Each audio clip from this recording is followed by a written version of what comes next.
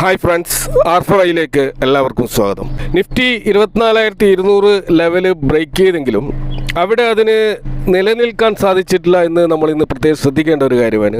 ആ ലെവലിൽ നിന്നും നിഫ്റ്റി താഴോട്ടേക്ക് വന്നതായിട്ട് കാണാം.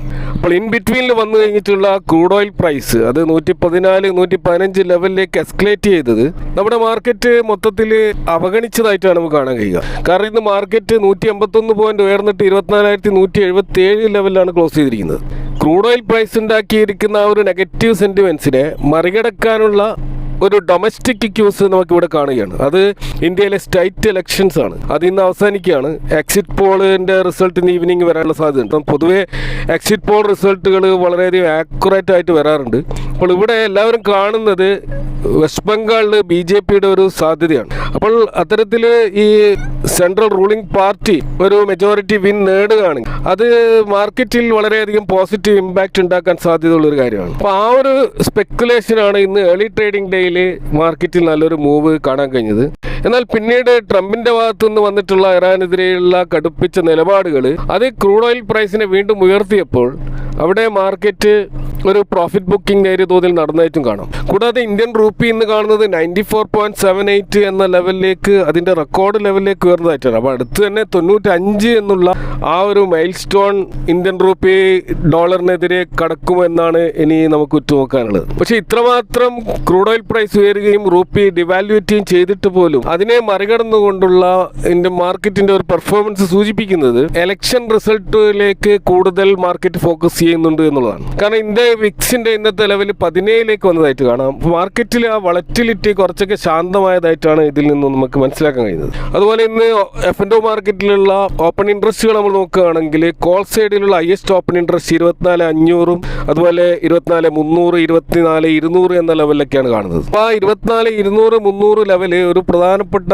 റെസിസ്റ്റൻസ് ആയിട്ട് അവിടെ നിൽക്കുന്നുണ്ട്. പുട്ട് സൈഡിൽ 24,000 24,800 എന്നുള്ള ആ ഒരു പഴയ ഒരു ബേസ് ലൈൻ അവിടെ സ്ട്രോങ് ആയിട്ട് നിൽക്കുന്നുണ്ട്.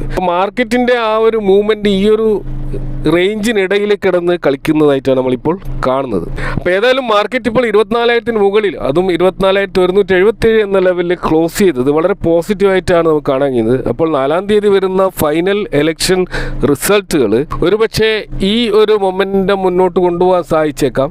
എന്നാൽ അവിടെ മാർക്കറ്റിന്റെ സ്പെക്കുലേഷൻ എതിരെയാണ് റിസൾട്ട് വരുന്നതെങ്കിൽ വലിയൊരു ക്രാഷ് നമ്മൾ പ്രതീക്ഷിക്കേണ്ടി വരും. കഴിഞ്ഞ ദിവസം ട്രേഡിംഗ് ഡേയിൽ മാർക്കറ്റ് പുറകോട്ട് പോകാനുള്ള പ്രധാന കാരണം ബാങ്കിങ് സെക്ടറിലുണ്ടായ ഒരു ഇടിവാണെന്ന് നമുക്ക് മനസ്സിലാക്കാൻ കഴിയും. അപ്പോൾ കഴിഞ്ഞ ദിവസം PSU ബാങ്കാണ് ഏറ്റവും അധികം പുറകോട്ട് പോയിട്ടുള്ളത്. ഇന്നും നമുക്ക് കാണാൻ കഴിയും PSU ബാങ്ക് ഇൻഡെക്സ് നെഗറ്റീവിലാണ് ക്ലോസ് ചെയ്തിരിക്കുന്നത്. അപ്പോൾ ഇവിടെ RBI കൊണ്ടുവന്നിട്ടുള്ള പുതിയ എക്സ്പെക്റ്റഡ് ക്രെഡിറ്റ് ലോസ് അഥവാ ECLന്റെ ഒരു നിയമങ്ങളാണ് ഈ ബാങ്കിങ് മേഖലയിലുള്ള വലിയ ചർച്ചയ്ക്ക് ഇപ്പോൾ കാരണമായിരിക്കുന്നത്. കാരണം ഇതുവരെ ഇന്ത്യൻ ബാങ്കുകൾ ഇൻകേർഡ് ലോസ് മോഡലാണ് പിന്തുടർന്നിരുന്നത്. അതായത് ഒരു ലോൺ തിരിച്ചടവ് മുടങ്ങിക്കഴിഞ്ഞാൽ അഥവാ ഡിഫോൾട്ട് ആയി കഴിഞ്ഞാൽ അതിനായി മാറ്റിവെക്കുന്ന തുക, അതിനെയാണ് നമ്മൾ പ്രൊവിഷനിങ് എന്ന് പറയുന്നത്. ആ തിരിച്ചടവ് ഇല്ലാതിരിക്കുന്നതിന് ശേഷമാണ് അത് ചെയ്യാറുള്ളത്. എന്നാൽ ഇനി മുതൽ ആ ഒരു നിയമത്തിലാണ് RBI മാറ്റം കൊണ്ടുവരാൻ പോകുന്നത്. അപ്പോൾ പുതിയ ECL നിയമം അനുസരിച്ചിട്ട് ലോൺ കൊടുക്കുമ്പോൾ തന്നെ ഭാവിയിൽ ഉണ്ടായേക്കാവുന്ന നഷ്ടം മുൻകൂട്ടി കണക്കാക്കിയിട്ട് ബാങ്കുകൾ ഈ പണം മാറ്റിവെക്കണമെന്നാണ് RBI നിർദ്ദേശിച്ചിരിക്കുന്നത്. അപ്പോൾ ഇത്തരമൊരു നിയമം നടപ്പിലാക്കുമ്പോൾ ബാങ്കുകളുടെ ആ ഒരു നെറ്റ്വർത്തിൽ ഏകദേശം 5% മുതൽ 10% വരെ ഇടിവുണ്ടാവാനുള്ള സാധ്യതയാണ് റിപ്പോർട്ടുകൾ സൂചിപ്പിക്കുന്നത്.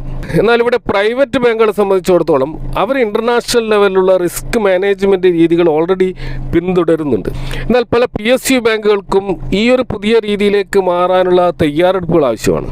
എന്നാൽ ഇവിടെ RBI ഒരു ആശ്വാസം ഇപ്പോൾ ബാങ്കുകൾക്ക് നൽകിയിരിക്കുന്നത് 4 വർഷത്തെ ഒരു സമയം ഇതിന് അനുവദിച്ചു എന്നുള്ളതാണ്. അപ്പോൾ അതുകൊണ്ട് തന്നെ ബാങ്കുകൾക്ക് പെട്ടെന്നുള്ള ആ ഒരു ആഘാതം കുറക്കാൻ സഹായിക്കും എന്ന് ഉള്ള ഒരു വിലയിരുത്തൽ കാരണമാണ് ഇന്ന് ബാങ്ക് നിഫ്റ്റി മൊത്തത്തിൽ ഒരു പോസിറ്റീവ് ക്ലോസിംഗ് ഉണ്ട്.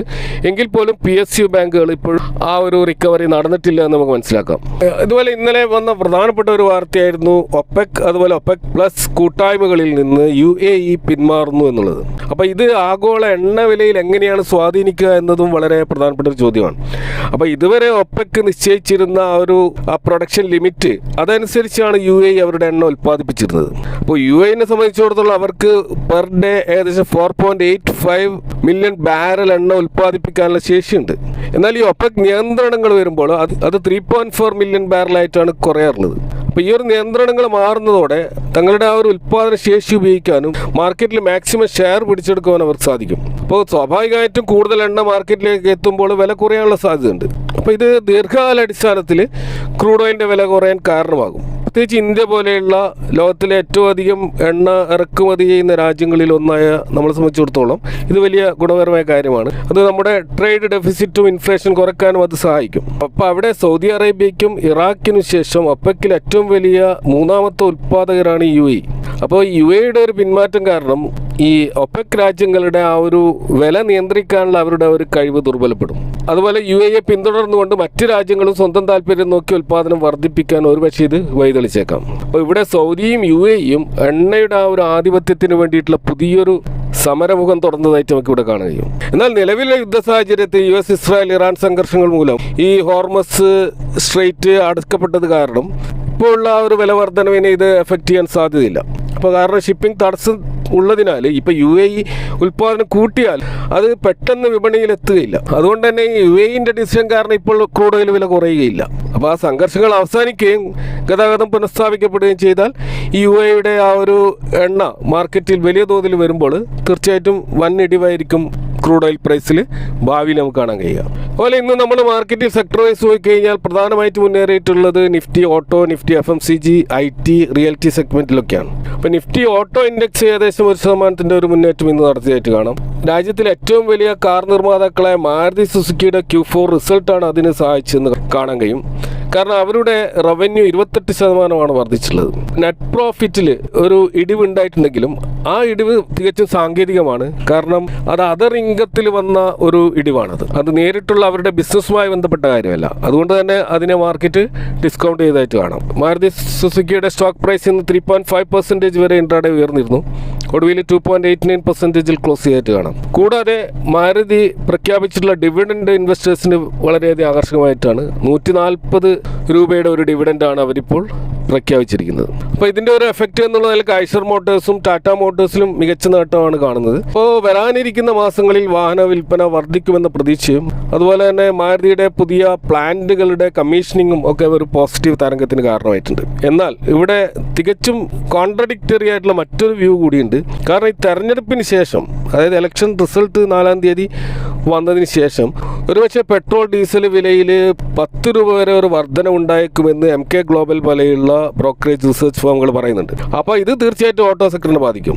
പക്ഷേ അവിടെ നമ്മൾ മനസ്സിലാക്കേണ്ട ഇന്ധന വില കൂടുമ്പോൾ സാധാരണക്കാർ വാങ്ങുന്ന എൻട്രി ലെവൽ കാറുകളുടെയും 2 വീലറുകളുടെയും വിൽപ്പന അത് താൽക്കാലികമായി ബാധിച്ചേക്കാം.